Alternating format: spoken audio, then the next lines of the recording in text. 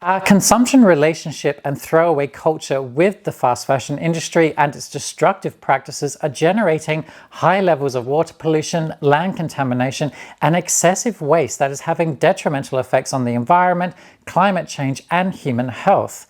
Over the past 2 decades, we have seen an unprecedented growth in the fast fashion industry. Today, we purchase 60% more clothing than we did 15 years ago, and clothing waste has wildly exploded due to this early discardment, overproduction, and cheap fabrication. In fact, nearly 1/3 of all clothing that is produced is burnt or trashed before it's even sold. So what are the problems with fast fashion and what choices are available to us? Stick around for the next few minutes when I give you my 7 best tips to still being able to enjoy fashion but without destroying the planet.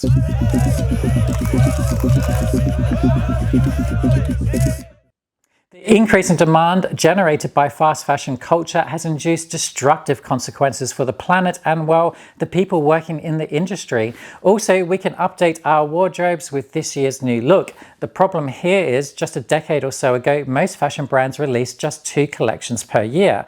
But as the fashion cycles have sped up, the number of collections have also increased. In 2011, brands had 5 new collections on average, and major fast fashion brands nowadays put out new clothes at an incredible pace. Look at H&M and Zara, for example. H&M puts out from 12 to 16 and Zara puts up to 24 new collections per year. So we have to ask ourselves, what is this year's new look, and is it even possible to have it when something new is out every month? So before I give you my 7 tips to enjoying fashion without destroying the planet, let's first count down the 7 biggest impacts of fast fashion on the environment, climate change, and to humanitarian issues.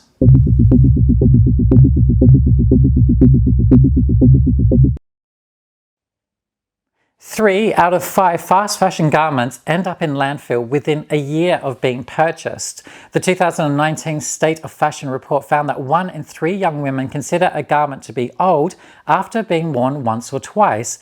And our throwaway culture has worsened progressively over the last 15 years. At present, many items are worn only 7 to 10 times before they're thrown away. The thing is, fabrics can take up to 200 years for the materials to decompose in landfill, which during this decomposition process, textiles generate the deadly greenhouse gas methane and leak toxic chemicals and dyes into groundwater and into our soil. According to the UN Alliance for Sustainable Fashion, fashion was responsible for 8 to 10% of global carbon emissions in 2019, and that's more than all international flights and shipping combined. Additionally, the textile industry is responsible for 24% of insecticide use and 11% of pesticide use.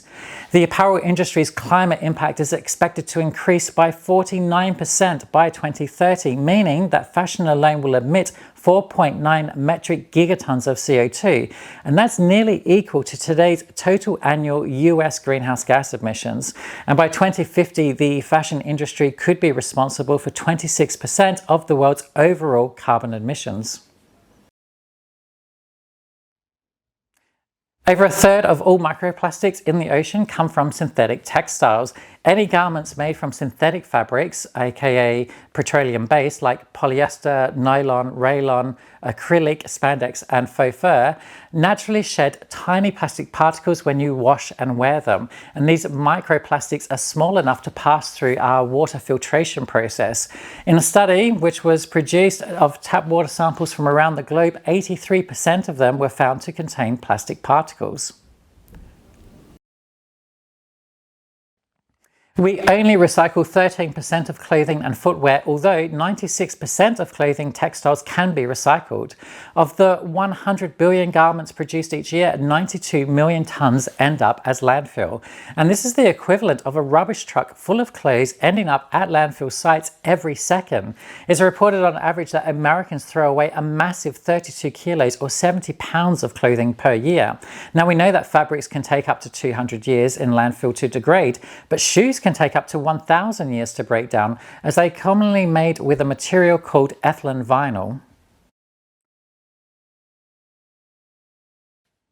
Fast fashion uses a lot of water, a monstrous amount actually. It takes over 6,800 litres or 1,800 gallons of water to produce a pair of jeans, and up to 2,500 litres or 660 gallons to produce a single cotton shirt. The fashion industry is the second biggest consumer of water at around 79 trillion litres of water annually. And putting some perspective to these crazy figures, the fashion industry currently uses enough water for 110 million people to drink for an entire year.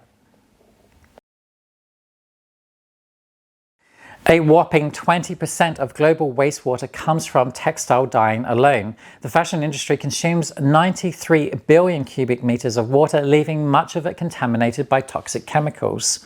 And because of the bulk of the production is in countries with less regulation, the wastewater often finds its way into groundwater, soils, rivers and seas. And the dyeing process uses enough water to fill 2 million Olympic-sized swimming pools each year. Finally, fast fashion isn't just bad for the environment and climate, it has many human impacts also. 93% of brands surveyed by the Fashion Checker aren't paying garment workers a living wage. Now, it's commonly known that fast fashion retailers employ thousands of people from Bangladesh, India, China, Indonesia, and other developing nations as a cheap workforce. The problem is, not only do these people have to work exhaustingly long hours, but the payment they get is far from fair. Furthermore, 68% of fast fashion brands don't maintain gender equality at production facilities.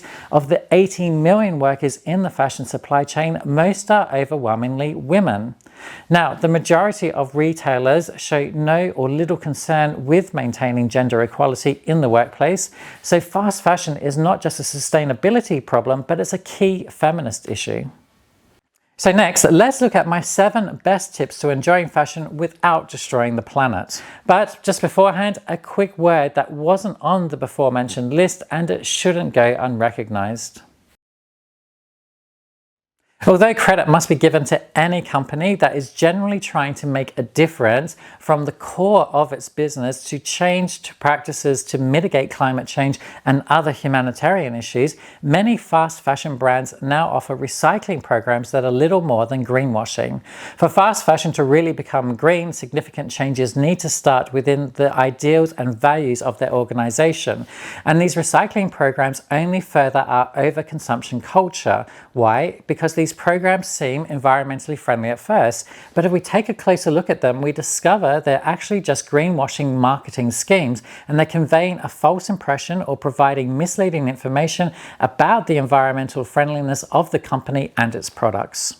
Now, let's get started and count down my 7 best tips to enjoying fast fashion without destroying the planet. I'd love to hear what you think of these, and if you have any suggestions of your own, then please do drop them in the comment box below.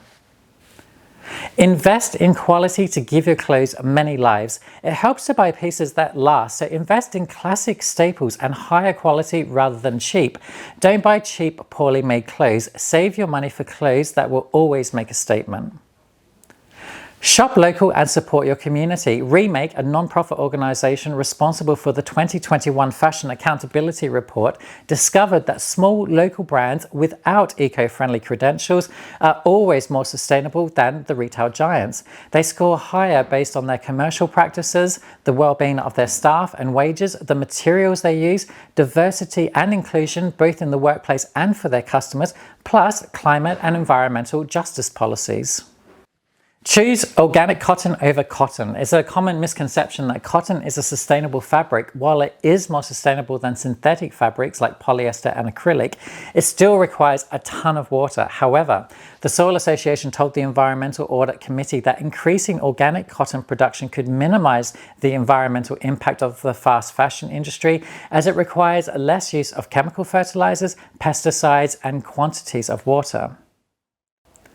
Be skeptical of labels like green and eco-friendly. The Environmental Commission of 2021 discovered that 42% of fashion brands exaggerate their sustainability efforts online. So use your critical thinking to determine whether something is truly green or is just greenwashing. Rent or borrow clothes. There are so many apps designed for clothes sharing and renting designer clothes for special occasions. And consider reselling your old clothes online via your social medias or to the various market websites. There is a huge market for secondhand clothing, and what may be a fashion faux pas for you, being seen wearing the same thing twice, could be another person's treasured item. Shop and drop for charity. Charity shops are not only built on sustainable principles, but it provides clothing to people at a price they can afford. This provides market competition to fast fashion, and it gives consumers the option to buy clothes sustainably, whatever their budget. Now, coming from first world nations, wearing seconds may not be your thing, but up to 70% of people globally wear secondhand items, and charity shops are able to reuse or recycle more than 90% of donated clothing. And charity shops give everyone an ethical option when they wish to dispose of unwanted items. Dropping off to your nearest charity shop is almost as simple as putting them into your bin. And finally, buy less and wear more. It's the obvious number one, but it's reported that if consumers in the United Kingdom extend the activity life of 50% of their clothing by 9 months, it would save 8% in carbon, 10% in water, and 4% of waste in clothing. Imagine the impact that this could have in countries with excessively large throwaway culture of clothing like the United States. So this about wraps up today's episode. If you enjoyed it, then please do give this video a thumbs up. Please subscribe to the channel and be sure to click on that bell for future updates. Finally, you might be interested in watching these two other short series, food waste and dairy products. Check them out from the links below. Thanks everyone, take care, and remember that you too can take climate action that makes a real difference.